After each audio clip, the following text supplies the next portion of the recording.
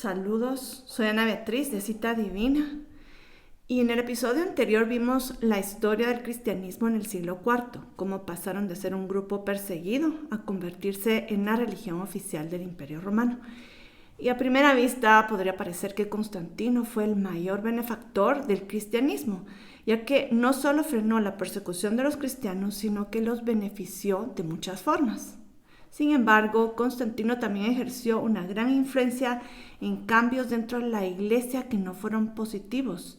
Ya mencionamos cómo institucionalizó la religión con doctrinas de hombres, pero hoy quiero hablar de la influencia pagana que se infiltró en el seno del cristianismo.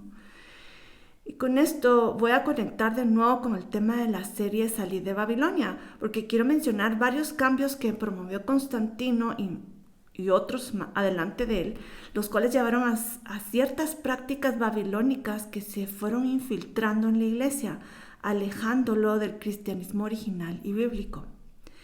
Y en realidad hay muchos elementos babilónicos que se han mezclado con el cristianismo.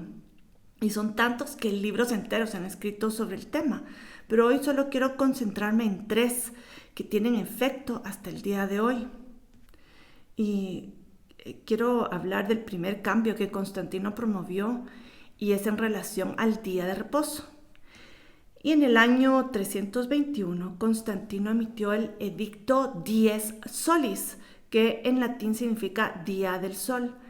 Y a través de este edicto, el emperador dictaminó que el día oficial de reposo sería el domingo. Y un fragmento del edicto dice: descansen todos los jueces, la plebe de las ciudades y los oficios de todas las artes el día venerable del sol. Y previo a este edicto, la gente no solía tener día de descanso, o si tomaban un día de descanso era para adorar al dios de su preferencia, y eso era cada día de la semana estaba vinculado con un dios. El lunes era el día de la luna, el martes era el día de Marte, el miércoles es de Mercurio, el jueves, dies Jovis, era el día de Júpiter, el viernes Veneris, que era el día de Venus, sábado era Saturni, día del sol, y el domingo es Dies Solis, día del sol. Y para efecto de unificar el imperio, Constantino decidió escoger el Dies Solis, es el día del sol, como el único día de reposo universal. Por supuesto que él escogió el día de su dios favorito, que era el sol invicto. Y la ley lo dice claramente, describiéndolo como el venerable día del sol.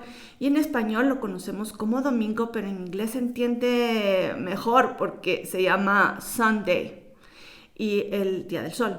Y el sol invicto era también el dios preferido de la mayoría de los romanos, así que nadie protestó.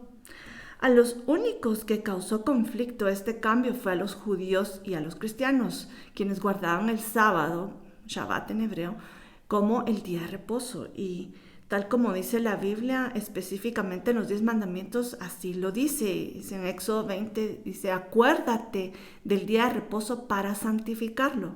6 días trabajarás y harás toda tu obra, mas el 7º día es reposo para Jehová tu Dios. No hagas en él obra alguna. Y la Biblia dice que el Shabbat es una señal del pacto entre Dios y su pueblo. En Éxodo 31 dice: en verdad vosotros guardaréis mis días de reposo, porque es señal entre mí y vosotros por vuestras generaciones, para que sepáis que yo soy Jehová, que os santifico, que os aparto. Y hasta principios del siglo IV, todavía la mayoría de los cristianos se reunían el sábado, en Shabbat, pero otros ya habían comenzado a reunirse el domingo siguiendo la tradición de los romanos, porque era el día de adorar, ¿verdad?, a sus dioses. Y luego que Constantino oficializó el domingo como día de reposo, muchos cristianos le siguieron y comenzaron a justificar el cambio y cristianizaron las costumbres paganas que eran populares. Y un ejemplo de esto es lo que dijo Jerónimo de Estridón, que dijo lo siguiente: los paganos lo llaman día del sol y debemos reconocerlo como tal con la mejor voluntad, puesto que en este día apareció la luz del mundo y en ese día amaneció el sol de justicia. Y esto se llama sincretismo, es decir, es la mezcla de creencias opuestas que se unen para formar algo nuevo. Mezclaron la adoración del sol con la adoración de Jesús, que en realidad nada tienen que ver. Y veamos ahora cuál fue el proceso, ya que el cambio del día de reposo de sábado a domingo no fue solo por influencia de Constantino. Esto se venía discutiendo desde antes y todo con el afán de desvincularse del judaísmo. Y uno de los padres de la iglesia que promovieron este cambio fue Justino el mártir junto con Aniceto, el obispo de Roma, que en el año 155-156 ellos propusieron que se separara, que se cambiara de sábado a domingo. Pero en realidad ellos recibieron oposición, así que no fue muy popular, solo en Roma sí fue popular. Y otra decisión documentada en contra del Shabbat fue durante el concilio de Elvira en España, que fue en el año 305, y ahí se resolvió ordenar que todos los católicos ayunaran el día sábado.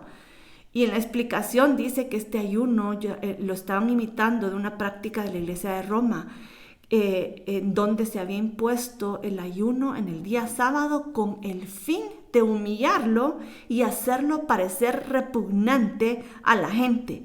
Se mira el sentimiento negativo. Y en el concilio de la Odisea, ahí se dio el paso formal para el cambio de sábado a domingo. Pues en este concilio se prohibió expresamente que los cristianos guardaran el sábado como día de reposo, y este es un fragmento del canon que se formuló en este concilio de la Odisea, y dice: los cristianos no deben judaizar y estar ociosos en sábado, sino que deben trabajar en ese día, pero el día del Señor deben honrarlo de forma especial, y como cristianos deben, en la medida de lo posible, no trabajar en ese día. Lo irónico es que este mandamiento fabricado de trabajar en Shabbat va directamente en contra del mandamiento de Dios, y eso fue lo que Jesús dijo en Marcos 7. Dice: pues en vano me honran enseñando como doctrinas mandamientos de hombres, porque dejando el mandamiento de Dios os aferráis a la tradición de los hombres. Esto es cabalmente lo que estaba pasando. Y en el año 383, el emperador Teodosio I estableció que el día solis, el día del sol, pasaría a llamarse Dies Dominicus, que significa Día del Señor, refiriéndose al domingo. De ahí viene la palabra domingo en español. Y el tema del día de reposo ha sido controversial a lo largo de la historia, porque por un lado el mandamiento es muy claro al decir que debería ser el séptimo día, el día de reposo, que es el sábado. Sin embargo, por el otro lado, los hombres lo han cambiado al domingo. 1200 años después de esto, la Iglesia Católica volvió a reafirmar la decisión de este cambio, y así fue declarado en el Concilio de Trento en 1566, un poquito después de la Reforma. Y dice, un canon o una conclusión de este concilio, dice: complace a la Iglesia de Dios que la celebración religiosa del día sábado se debe transferir al día del Señor, el domingo. Y esta decisión, que comenzó desde Constantino y se reafirmó en el Concilio de Trento, esta decisión persiste hasta el día de hoy en contra de lo que está escrito en la palabra de Dios. Y quiero hablarles de un dato interesante. Pues ¿sabían ustedes que en Europa están tratando de resucitar el edicto Dies Solis? Y resulta que en los últimos años la Unión Europea y el Vaticano han tratado de implementar un reposo obligatorio en el día de domingo. No sé si sabían esto, pero eso es muy interesante. Y esto va un paso más allá, porque la idea es obligar a que el reposo sea el domingo, quitando al sábado su lugar dado por Dios. Y esta Aquí en la gráfica les muestro la noticia que salió en Vatican News en marzo del año 2021, cuando justamente se cumplía el aniversario 1700 del edicto Dies Soli de Constantino. Qué interesante esto. Sigue sigue la controversia. Y el segundo cambio que Constantino promovió es en relación a la Pascua y también se refiere a un cambio de fecha. Y comencemos por definir cuál es la fecha de la Pascua según la Biblia y luego veremos cómo la cambiaron. Pero la Biblia en Levítico 23 dice lo siguiente, dice: estas son las fiestas solemnes de Jehová, las convocaciones santas a las cuales convocaréis en sus tiempos.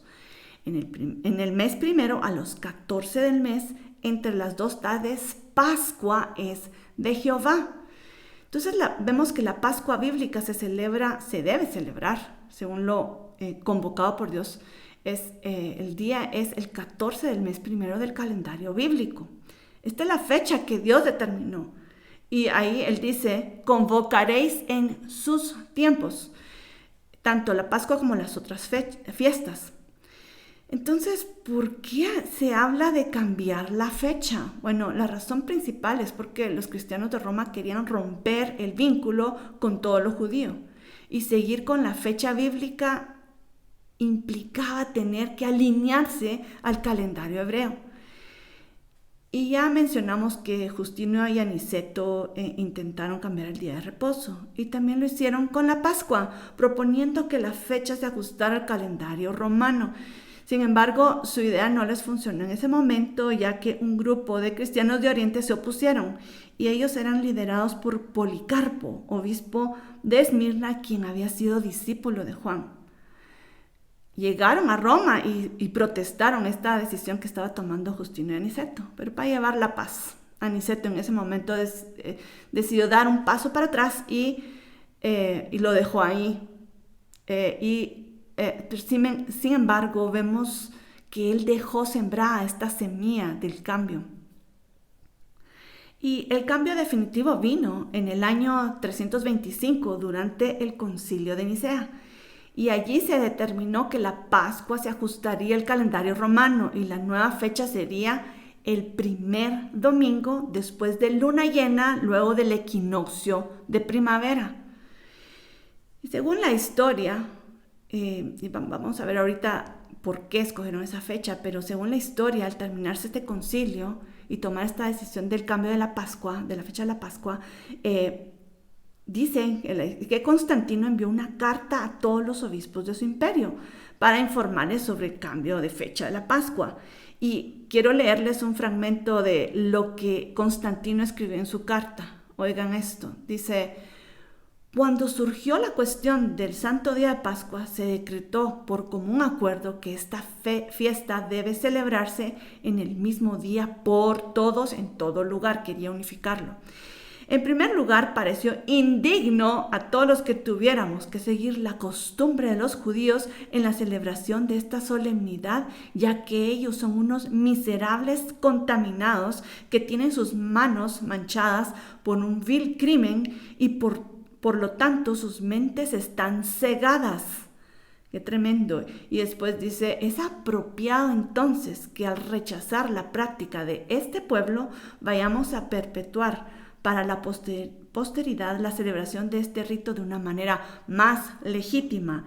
Ya no tenemos nada en común con la más hostil chusma de los judíos.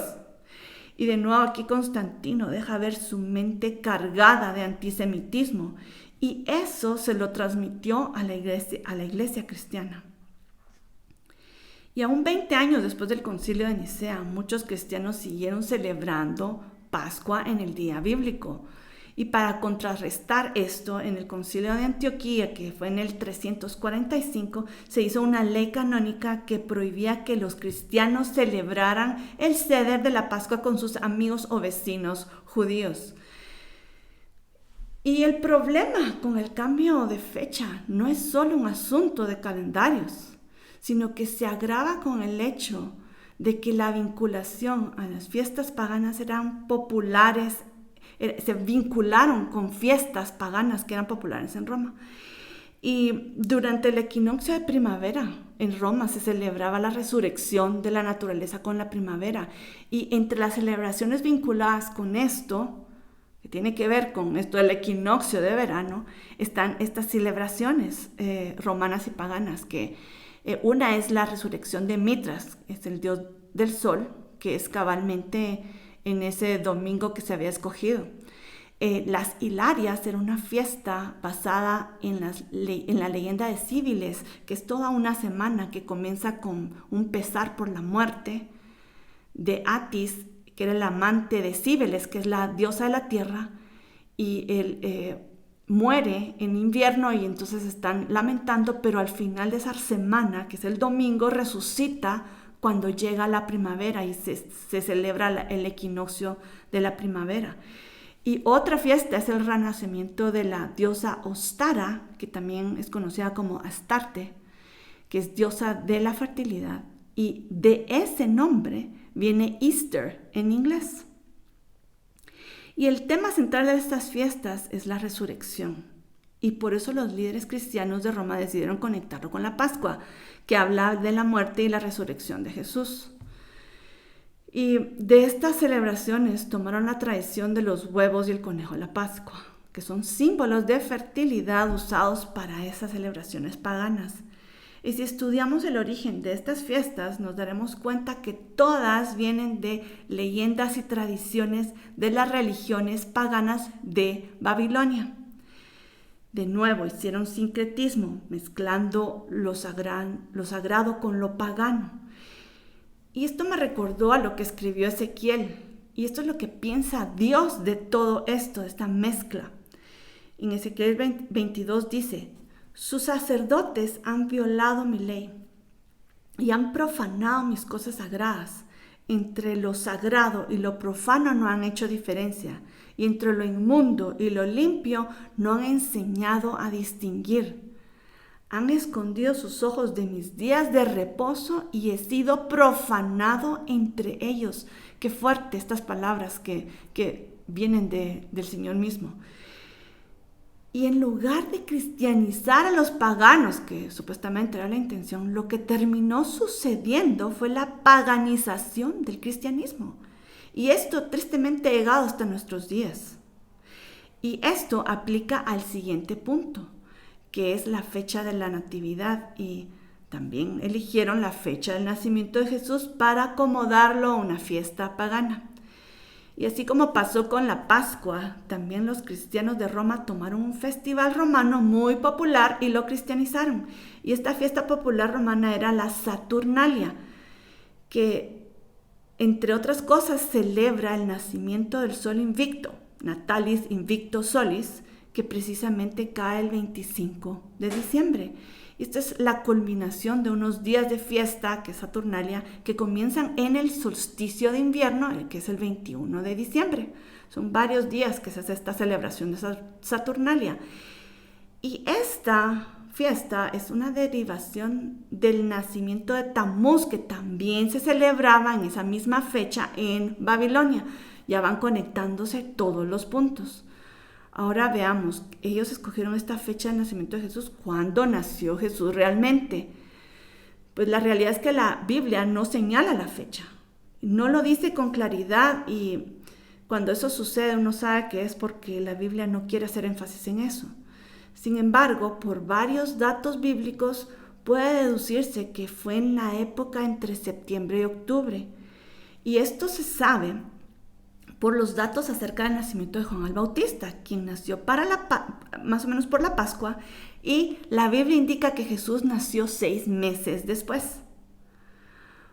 Por lo tanto, haciendo cálculos, 6 meses después de la Pascua vienen las fiestas de otoño, y es probable que haya nacido entonces en la fiesta de tabernáculos, que en hebreo se llama Sukkot. Por otro lado, es imposible, más bien dicho, que haya nacido en invierno, porque en Israel hace mucho frío y llueve en esa época, en el invierno. Por lo tanto, los pastores jamás estarían afuera con las ovejas en ese tiempo. Entonces, por la historia sabemos que no pudo ser en el invierno. Y hay mucha explicación con respecto a esto de la fecha de la Navidad, de cuándo realmente nació Jesús, pero les dejaré en la descripción del video el enlace a un artículo que explica por qué se llega a esta conclusión basado en datos bíblicos, y a quienes le interese lo pueden buscar. Y la idea de celebrar el nacimiento de Jesús en la misma fecha, el nacimiento del sol invicto, fue aceptado paulatinamente por la Iglesia. En el 336, la Iglesia de Roma comenzó a celebrar la Navidad, y estos eran tiempos del emperador Constantino, comenzó a hacerse popular. Ya para el 350, el obispo de Roma, que era Julio, hizo una invitación oficial a la Iglesia de Roma para que se celebrara el nacimiento de Cristo el 25 de diciembre, uniendo estas dos fiestas.